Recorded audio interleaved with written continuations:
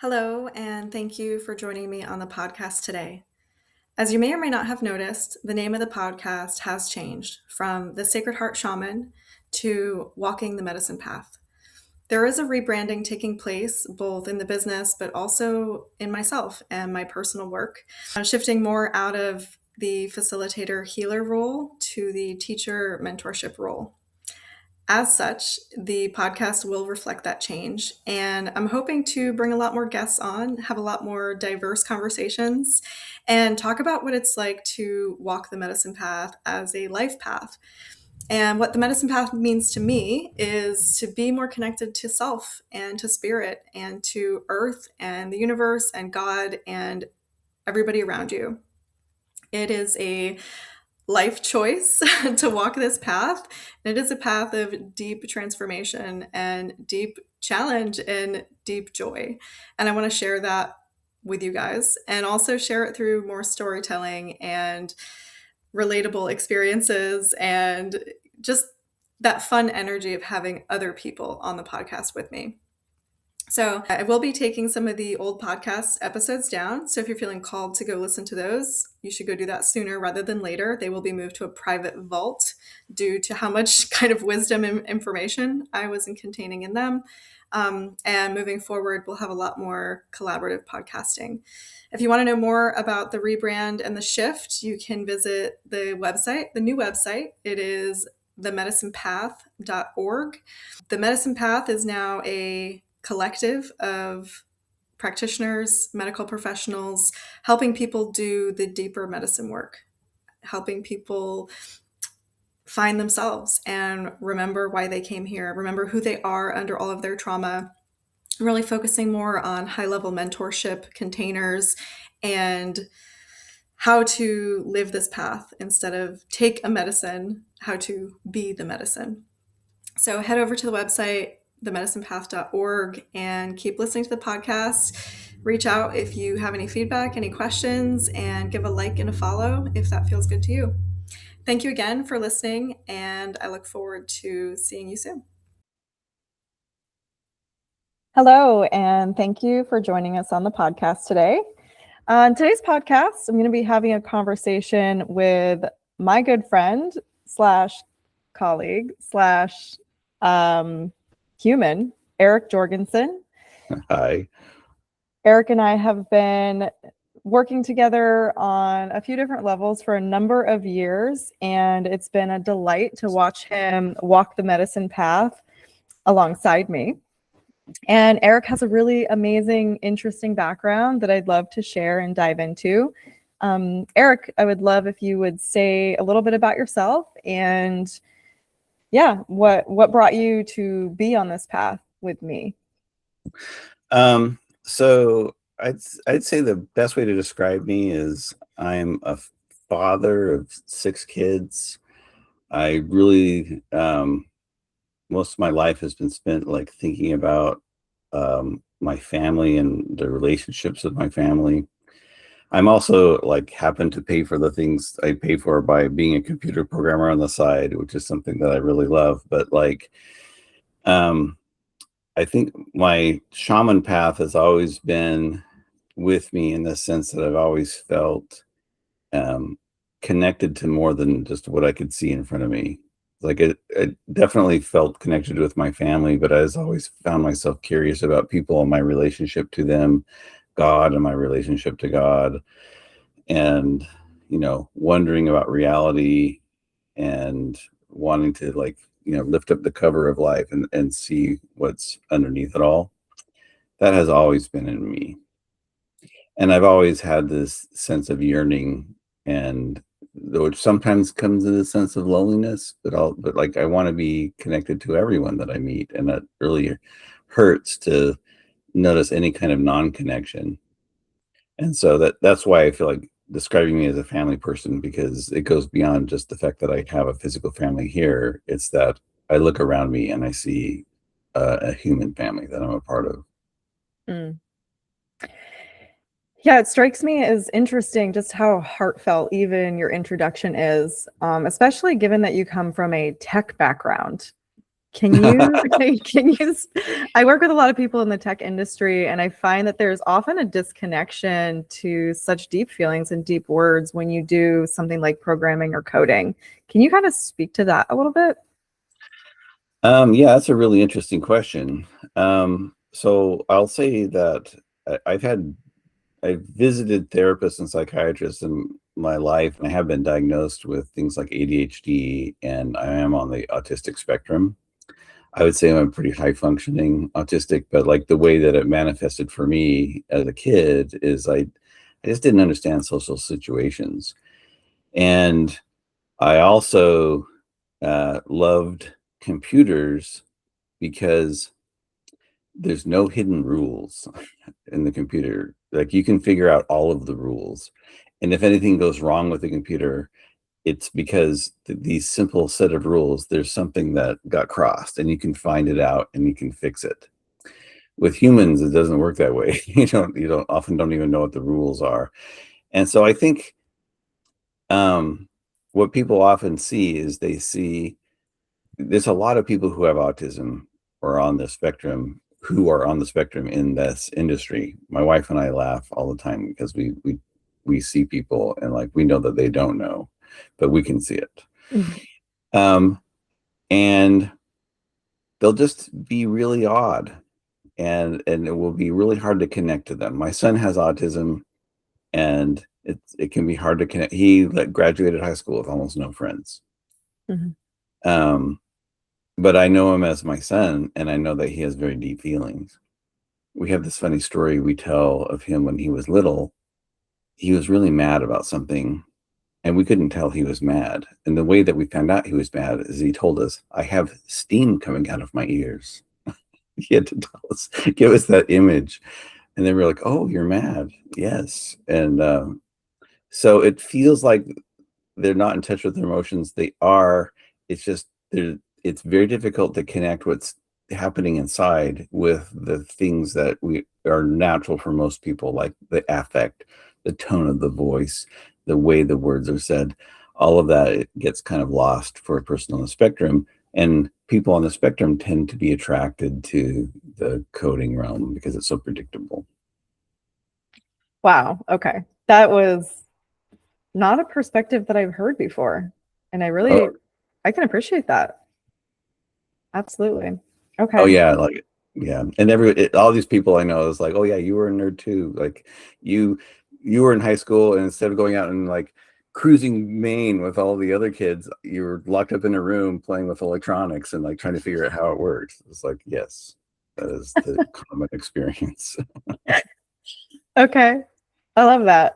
Yeah, no, that really reframes my experience with tech people nicely. Yeah, I mean, similarly too, like I've always encountered kind of a struggle to connect spirituality with people who are in the tech industry. And, one of the things that surprised me about you initially was your background in as a Mormon, and that as a spiritual path. And yeah, I mean, what's the question I want to ask here? Having that background and then coming into something like shamanic training, medicine mentorship. I mean, how did you bridge those things together? How did you give yourself, did you have to give yourself permission to go down that road? Like, can you speak to the Mormon thing? Yeah. And make no mistake, it has been a very long and deliberate path to get to where I am now. So I think it surprises people the most to hear that even though I'm on this path, I continue to be a practicing active Mormon. Like I go to church every Sunday, I have a calling, I teach the little kids on Sunday, and I don't participate ironically, I participate fully.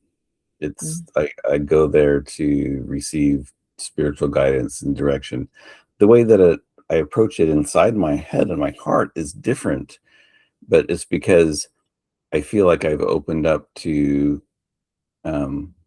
the kinds of things I've been searching for my whole life. And one of the most beautiful things that I found in my life is God, is the magnanimousness of what we call God is so beyond our understanding. Like, it's impossible to take any kind of a stance or join any kind of organization that would put you at odds with that. Mm. And so, and there were many times in my life as I was making strides that when I would ask God, do you want me to stay being a Mormon? Like, I'm not believing the things that I believed when I was young. Like, is there a point in me leaving? And like, the answer I would get every time was like, no, we'll find where you are. Where are you going to run to? What's missing that you're not receiving now? And I never like felt that I needed to leave. And in fact, I felt like more and more reasons to stay. And that's been really beautiful for me. So I was raised by a very gung-ho Mormon father and I call it a pretty liberal mom. So I got a good taste of the two different flavors of Mormon activity. I favored my father in how I approached the church. So I tried to be like a really good kid and really follow all of the rules and I've always been a spiritual child. I've always like had this sense of that you really can talk to God. God really will answer your questions.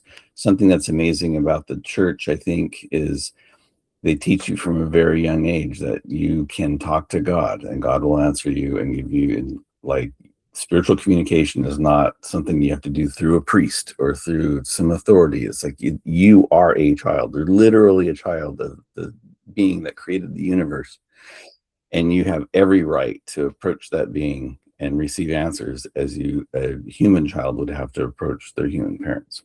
And so that has always been a perfectly clear idea for me.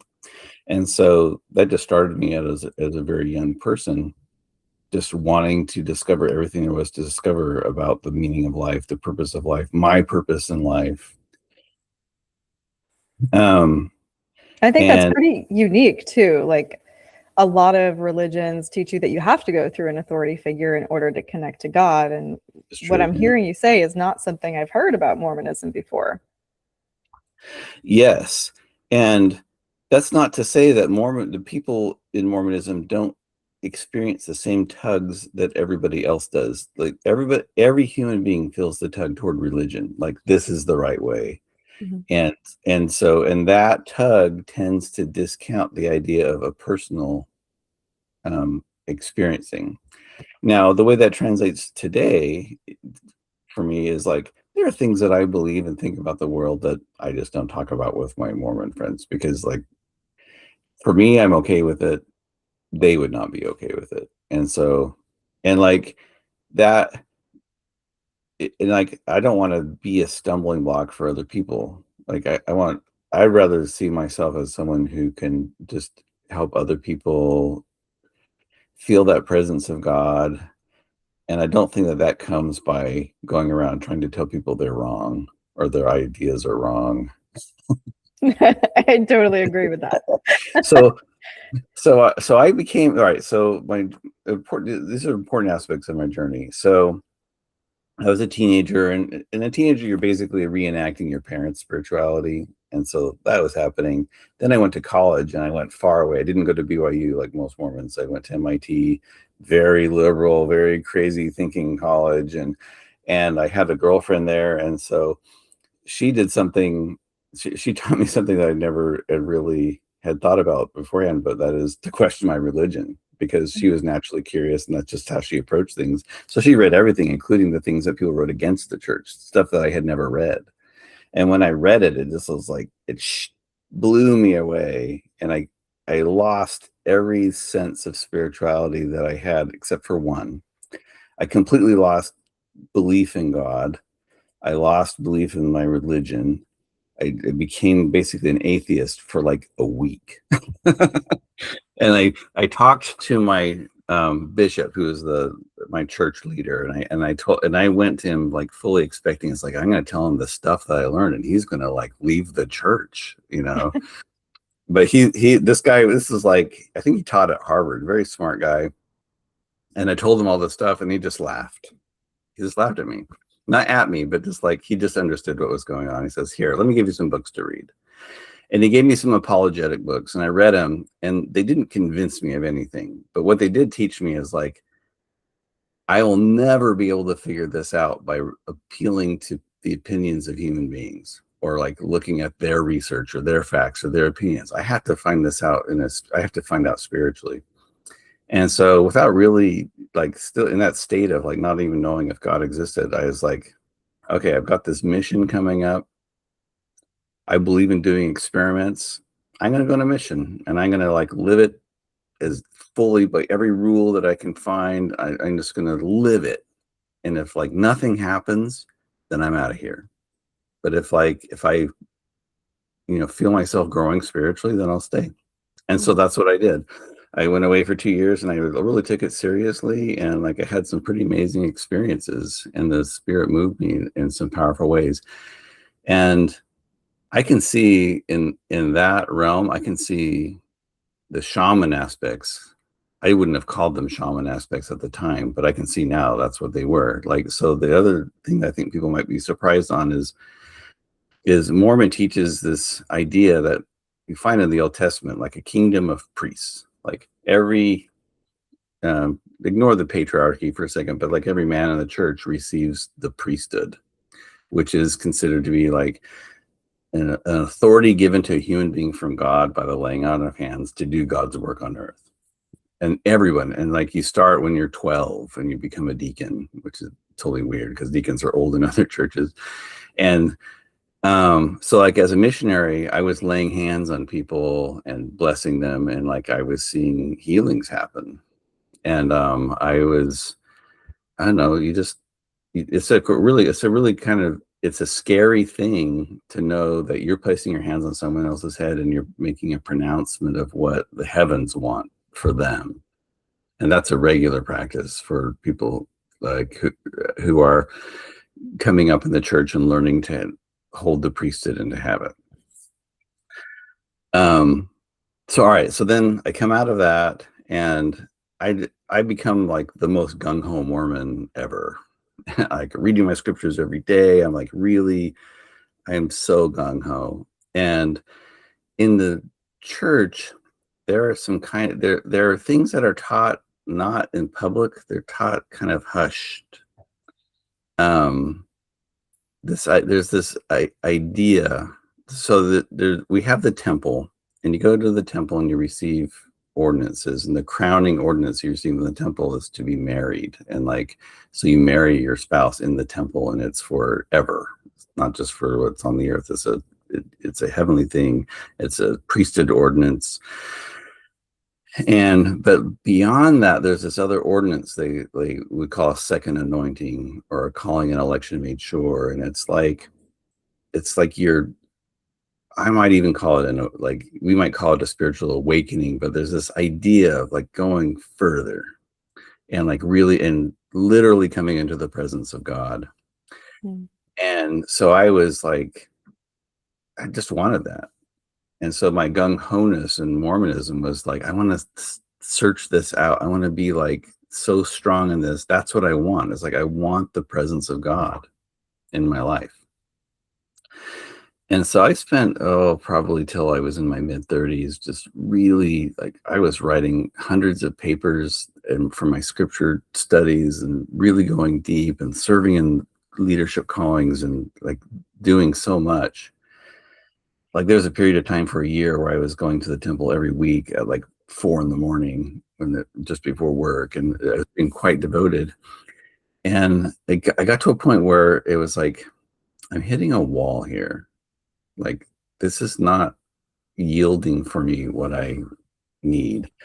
And it's about that time that I started to like open up in different ways. Like I could start to see how some of the rules and the culture of the religion were affecting me spiritually. Like, and a lot of this, in a lot of religions, I feel like this manifests in the rules around sexuality, and especially around like your personal sexuality and things like that. It's just so oppressive, and they bring such strong feelings of shame. It's like, this doesn't feel right to me. And like, as I was having conversations with God, like God was saying, yeah, that doesn't feel right to me either. So just very, very slowly, I began to loosen up, and then I would notice like new voices are coming into my life. Like this is when I started to listen to Esther Hicks and hear her channel Abraham, and there's a couple other on YouTube that I would listen to. The Spiritual Catalyst, what's her name? Gosh, Louise Hay was a big one in that time. Wayne Dyer. So yeah, these are coming to me, and they were like open, like the law of attraction was like something really powerful to me, and so I started to allow those to come in, and I don't know how this started to happen, but because I wasn't really studying Buddhist works, but I started to have these thoughts in my mind of like, oh, I'm starting to identify with God. Like I'm starting to understand that the consciousness of God is inside of me somehow in such a literal way that like I can think of myself as the being who created the universe. And so I'd have these prayers, and I would talk to what I believed was God, and like I would be hearing this voice telling me, it's like, this world is created by you for you. It's like you're experiencing this because you wanted to experience this.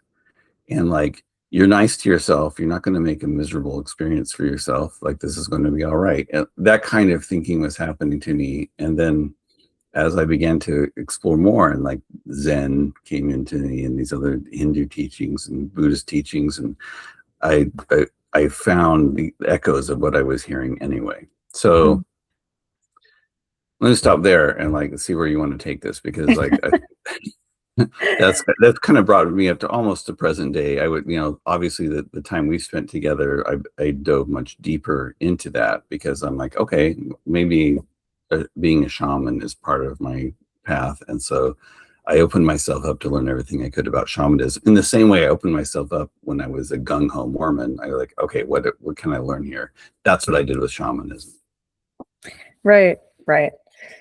Oh God, which way do I want to take it? I think there was an interesting, I'll actually share kind of candidly about this. Like the first time we worked, and you know this, Eric, because we've already talked about it. The first time we worked together, there was like an abrasiveness there for me, because what I pick up on is like shadow parts, like pieces that people need to heal next. And of course, there's always more layers, there's always more healing, but I see whatever the next layer is. And it was around like the masculine and feminine, and kind of peeling away some of that as a man, as someone in the religion, as a human. And that was a really cool transformation to watch you go through, as well as like opening up your inner feminine.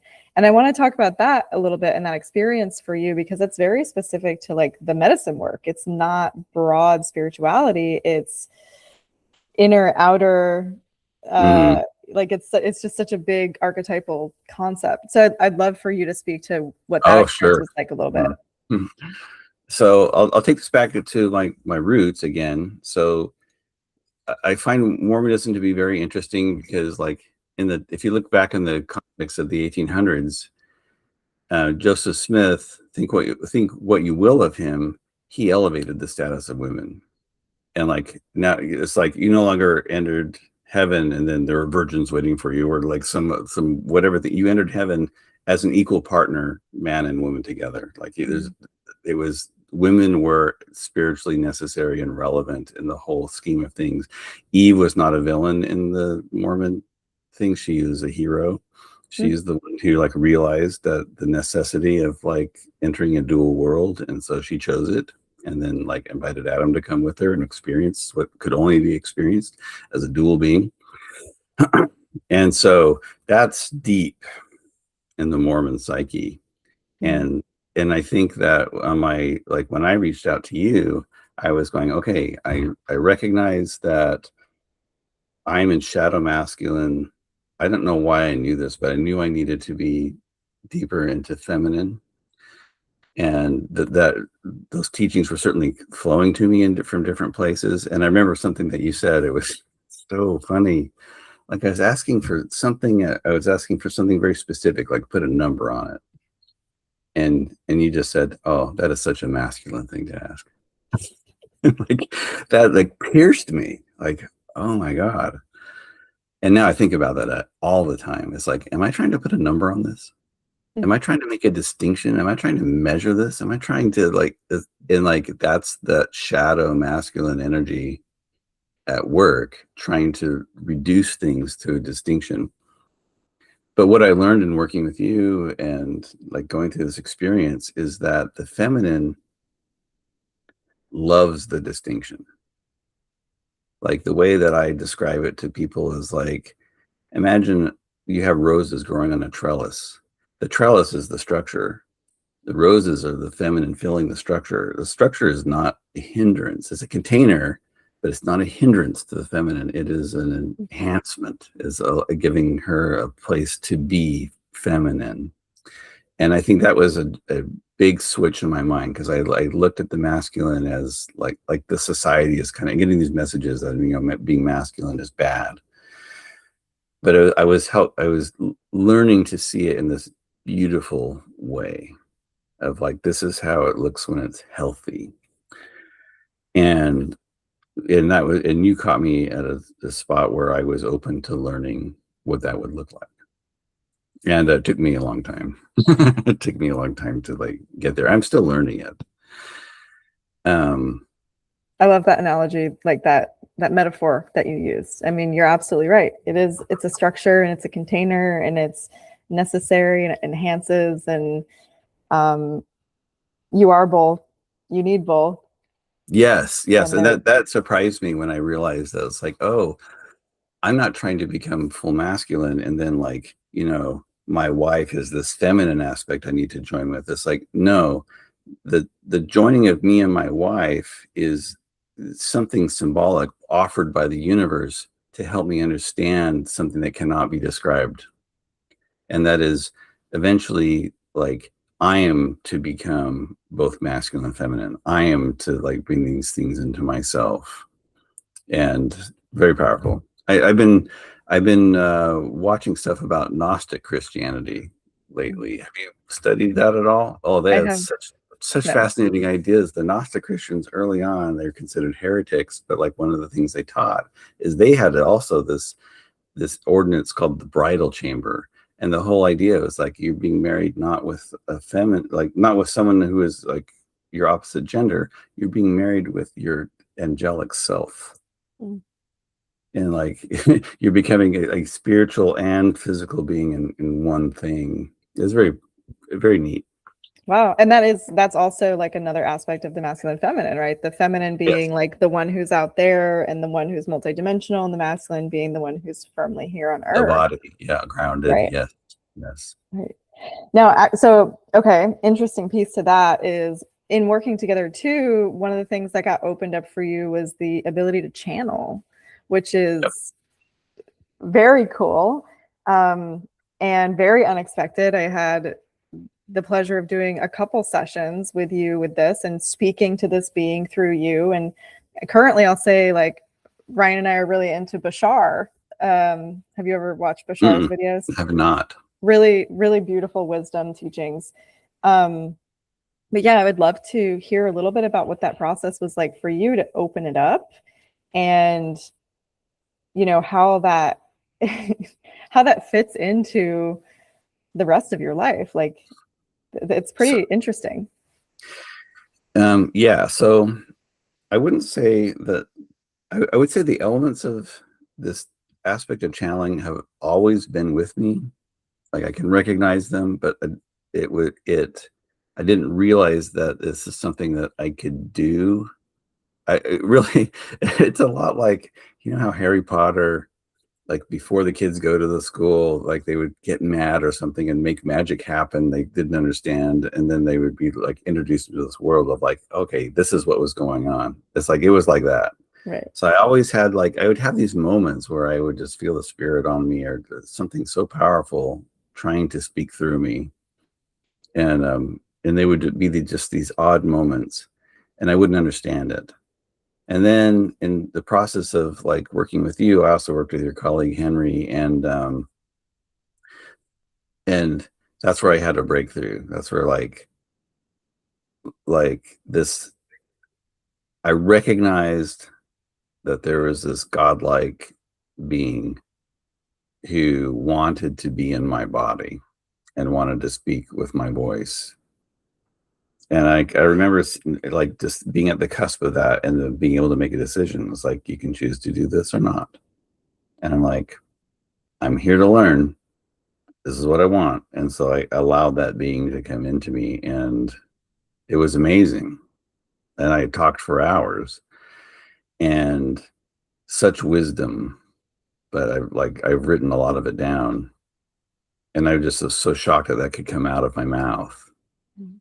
And it was so interesting. Like, I wouldn't say any of it was stuff that I didn't know.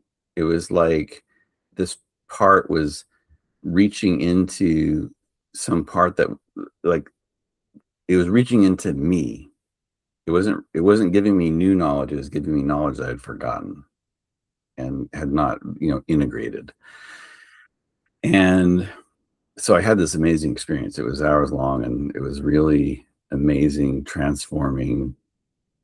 And then I remember the next day I was thinking, oh wow, what an incredible experience. Like, was that just a one-time thing? And so then I just like opened myself up and like, are you still there? And he came back to me and he was like, yes, I'm still here. I'm here anytime you want to talk with me. I'm here, and I'll always be here. And I don't remember when I named him, but I named him Rafiki after the guy in The Lion King, because like he kind of talked like that and like had that same kind of, he just would laugh all the time. Everything was hilarious.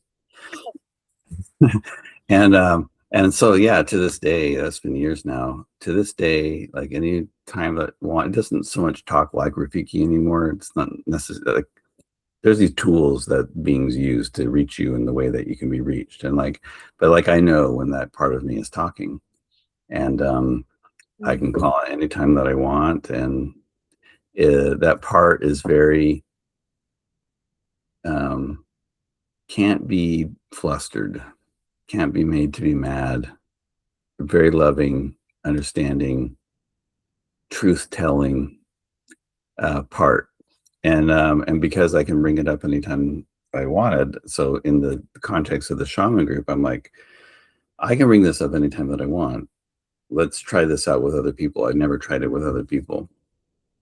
And I was able to bring that out, and the feedback that I got was like pretty good. I'm not sure everybody was ready to hear a being who is 100% honest and willing to say like the hard things that want to be said. But Sharing wisdom is hard. Yeah. It's hard to receive. I think something that I've learned from you, and that's been very important for me, is the supremacy of agency and never overriding another person. They have to come to you. If they're willing to receive, then that's the time to talk to them. And I think that's been the biggest thing that has caused me suffering in my life, is this belief that I have to control. Very shadow masculine. Yeah, I think a lot of us struggle with the control thing, right? For sure. For sure. Now, so in terms of, you just wrapped up the 7-month mentorship program, where we got to really go deeper on a lot of this stuff, and your life completely, it took a couple left turns through this process, and even just the deeper spirituality ever since we started working together. I'd say there's been a lot of interesting turns. I would ask, like, can you give us some examples of some unexpected gifts on this path, like things that you just totally did not see coming that have been really great?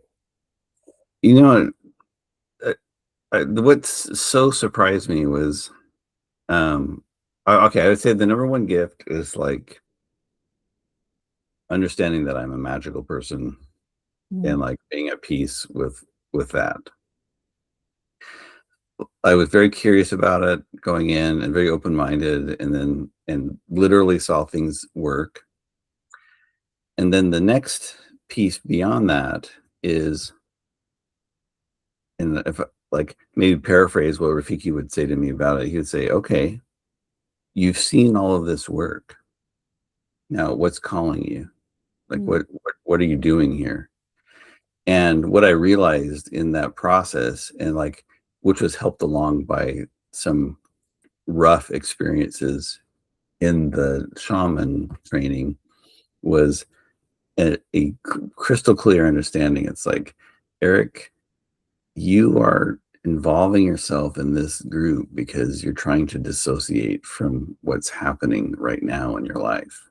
Like, and for the listeners, like, my wife has stage 4 colon cancer. I'm helping her go through this. My career was fading. I was so burnt out, and I was wanting out. And I was using this beautiful spiritual, what could be wrong with such a thing, to hide from what I needed to face. And like, in the course of that, the whole thing, that it was long enough and deep enough that I got to the point where I'm like, okay, I can see clearly now, like, this path is not calling me anymore. I convinced myself it was, and I started to identify with it, but like, I got corrected by my guides. They're like, see, it works. You don't have to worry about this. It's real. You can do it if you want, but notice, you don't want this right now. You don't want to go off and be a full-time shaman right now. That's not what you're here to do. And I think that being able to see that also created more space to love other people, because it made me, instead of facing like the interesting technical aspects of spirituality, I was turned to face the gritty aspects of being with people and the difficulty of life, and loving that, loving them, loving myself.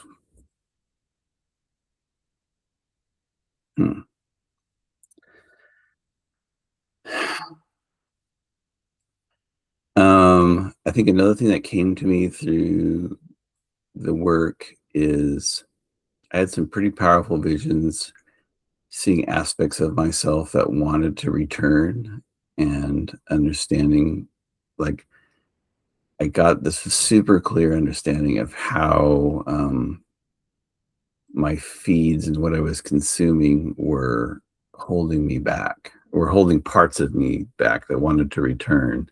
They couldn't return while I was still doing this. And so I got this really much clearer enough understanding of what feeds are doing to me, that I actually quit them entirely for about 4 months. But my feeling that the thing that I've kind of understood about life over the years is, the point is not to abstain from everything. The point is to be immersed in it without letting yourself identify with the parts of it. And so I've brought back the feeds, and I'm having this dance with them. And I notice now, it's like, okay, looks like I'm doing this to numb. I can recognize the numbing. And so that leads me to have the conversation with the part of, like, okay, what are we numbing about? Very, very productive. I don't think that I could have done that without first understanding that there was a part that couldn't come back. So I think it's that, like, what you're saying with that is kind of profound. It's like being able to see the relationship that you have with this, like Reddit feeds or YouTube, stuff like that. You're being able to see a relationship that was previously completely unconscious, and not being able to see how it was impacting you. And all of a sudden, not only can you see the relationship, but you also see how it's holding you back, and you get the opportunity to redefine the relationship, which is and I would say, like, I feel like that's a kind of a core definition of what I would call a shaman. Like, a shaman sees both worlds. Shaman sees the behavior of the person, and it's easy for the shaman to, like, love another person because they see why the behavior's there. Like, just recently, I posted something in Reddit. I got such blowback on what I posted. I was posting something joyful for myself, but it involved AI. And on this channel that should have been really friendly about it, but people were really ripping me apart. And I was getting wound up in it. And so I stepped back and I'm like, what's happening here? And then I could just see them. They had identified with coding, and they saw AI coming in and taking away that thing, that their identity. It's existential to AI because they identified with it. And for me, it took me months to disidentify as a coder. And now I'm back to creating, but like they're not there yet. And so that made it easy for me to hear them and not be angry, not get caught up in it, to respond in a kind way. Right, which is a skill, not being triggered to the point. It's a shaman skill. For sure. The shaman has the skill for the people to lose their shit, and you stay calm. Yeah, it's all that, and that's part of the healing process, is learning to be in that space and watch it happen instead of letting it consume you. And yeah, you've done a marvelous job at moving more into that, for sure. You're nice. You're good at seeing the things that I do well, and I've always appreciated that. For sure. Yeah, I see the best version of everyone, honestly. And I love that. It's a gift to be able to do that. It's an amazing gift, yeah. So I guess kind of wrapped up in your response, my final question was about unexpected challenges in walking this path. And what you described were definitely gifts, but they also sounded like challenges. Do you have any others that kind of stick out for you that was like, wow, that was a hard, unexpected thing I had to face as a result of saying yes to this path of kind of big transformation? It was hard for me to say no to the closing ceremony. Okay, so actually we'll kind of recap for listeners. And it's a 7-month mentorship program, and we had a retreat at the end, which was like a closeout retreat. And for last year's cohort, I didn't make it a requirement. For next year, it's actually going to be a requirement. Because it is that because of me? No, I mean, truly, it happened the way it needed to happen. And also it felt very unfinished with part of the group because 2 of you had opted not to come. So yeah, talk to me a little bit about that, about what it was like to have to say no to the closing retreat. Well, I've been spending like 7 months making like really close friendships with people, like really seeing into people's lives in a way that is very unusual. Like, I've attended AA meetings as a facilitator and watched what's happened in those meetings, and just been really struck by just how open people are with their lives. This one felt like a level up. Like, it was very deep aspects of people's lives. And the natural affinity in me is like, I want to be with people. There's no replacement for being physically with a person. The fidelity of the tiny movements that they make, and like seeing each other's, like eye gazing is a spiritual activity to me. It's really powerful. And just being in the presence, being able to touch another person, eat together, laugh and play together, and share a space is the natural desire. Like, I want this. But like in the opening of my eyes and opening of things, like I also had to acknowledge of like that there was a conflict between this thing that I wanted and where I don't like to say meant to be, and I always feel like that's too heavy for people, and my spirit guides keep correcting me when I say stuff like that. My spirit guides are always saying things like, there's nothing you have to do here. There's no right or wrong choice. There's just, you do something and you'll notice and whatever. So like, so I say meant to be, but that word is the wrong word. Like, there is this place that the universe wants to bless me, that I, as the creator of this experience, want to bless myself. I want to have this experience. This is the thing that I want. And it is in conflict with this other thing. And I don't want to disappoint people. I don't want to disappoint Nadia. Don't want to disappoint my friends. Don't want to. And it's also hard for me to acknowledge of like, well, that's kind of like putting a cap on this experience in a way, because it means that this is not, I'm not going to, I'm making a decision to not go forward in this path, which is, it was funny because when I think about it, it's like, that's not true either. It's just that I didn't put a cap on it and I'm still learning and I'm still on that path, but it's not in this very formal group. It's in this very gritty experience that I'm having in my life. And so I had to let go. I had to let go of things that I was holding on to. I had to let go of beliefs that I had. And I had to acknowledge that I didn't know what was happening next. All those things were wrapped up into that one decision. But I do remember like feeling nervous to tell you, and then when I told you, I just felt like, oh, okay, this is the right thing. This is what I need to do. So that was hard. I think I was shocked by, the experiences that I had that like really struck me. Like I didn't expect to struggle so much in a group where I expected to feel perfectly safe. And so I came like right up against the humanity of people, and like that was really hard. I still, honestly, I still, that is a lingering wound in me. I've recovered a lot from it, and it was what I needed to experience, but I think about it all the time, and I don't think about it in a healed way. I think about it in this hurt still. Yeah, that was definitely a big wounding piece that got opened up and is still in process. Some of these things are. And I think to say enough for like the listeners so they're not like super curious, it's just that sometimes you interact with people and they are being honest and true to themselves.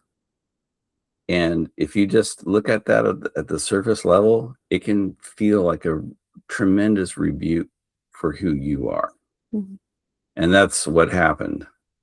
And like, I'm still in the process of like arriving at the beliefs that will allow me to see what happened, not as a rebuke, but as like this loving and beautiful thing, because that's how God sees it. Like God is always just like, this is amazing. This is so loving. This is so natural and beautiful. But like we don't, because we have this very limited viewpoint. So I'm still trying to get the viewpoint. That's fair and well said. I will say that was well said. Okay, so I think we're wrapping up here. Is there anything else that feels important to your journey on the path that you want to share that maybe I didn't ask you about, or words of encouragement or anything like that? I would say that the feminine aspect that I gained that's been so powerful and useful for my life is I don't have to fight anything. And like to give you just a little tiny example of this, when I was in the middle of my searching, I would go to church and I would just feel kind of gross. I'd listen to things that like from the pulpit that I didn't agree with, and I'd feel critical. I wouldn't want to be there. It didn't feel very good.